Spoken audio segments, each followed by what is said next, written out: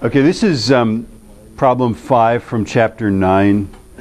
And they say, suppose you've got a chandelier and it's suspended like figure 9-6, which some of you just stop there, like, what's figure 9-6?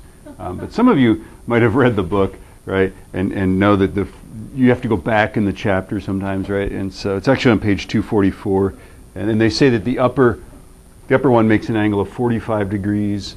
And this is like a wall or something like that. Okay.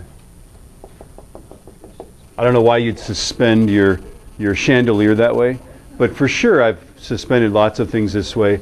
This is typically how I hang bear bags. So if I'm hanging my food up, I'll throw the bear bag rope over one tree, pull it up pretty close to a tree, but bears, especially black bears, can climb trees, and they know to climb trees that have rope on them and smell like food, right? They're pretty smart, especially in the boundary waters. And so what you do is you tie another rope like this, and once you get the thing up the tree pretty far, then you take another rope and pull it a good 6 feet away from the tree, and then they can't climb up the tree and knock it down, right? Okay. So chandeliers not so much, but bear bags, right? So it's 1,300 newtons that these strings can support, and the question is, what's the maximum weight that we can put on there, right? And then the question is, which of these has the greatest tension?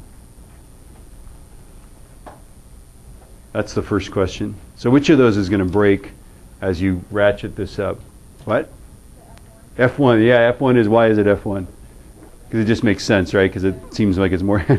and the reason why it's F1 is that F1, of course, if we do the forces on these things, there's a force this way, and there's a force this way, right? And these have to be congruent. Why do they have to be congruent?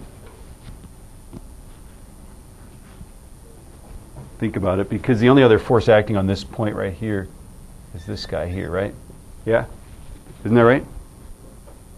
So these guys have to be congruent if that's a 45-degree angle, because it's geometry or something like that, yeah? Aren't you glad I'm not your math teacher? A math teacher would tell you some reason for that, but yeah, huh? That's as good as you're going to get from me, right? Yeah, huh? Right? Let me draw the rest of the triangle, right? This guy has a component this way. This guy has a component that way. Don't these guys have to be congruent and these guys have to be congruent for it to be in equilibrium? I'm getting a blank stare, but I think that's the truth, right? Okay, so this is the guy that's going to break, and then so the question is, what is this? What is this force if this guy is 1,300? And then I think it becomes Pythagorean theorem, right? So 1,300 equals the square root of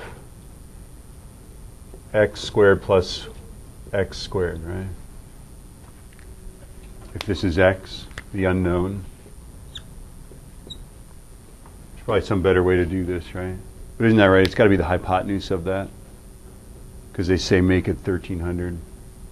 And then what is this? This is 1,300 equals, is that right?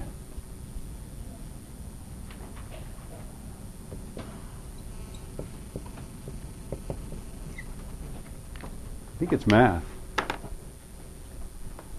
Is the right answer for 5?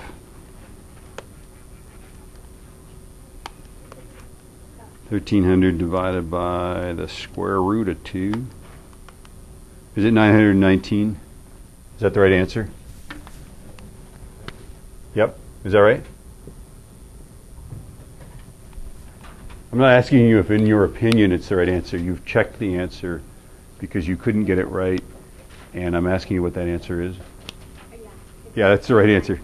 Okay, good enough. But yeah, it looks right. It looks right to me. Yeah.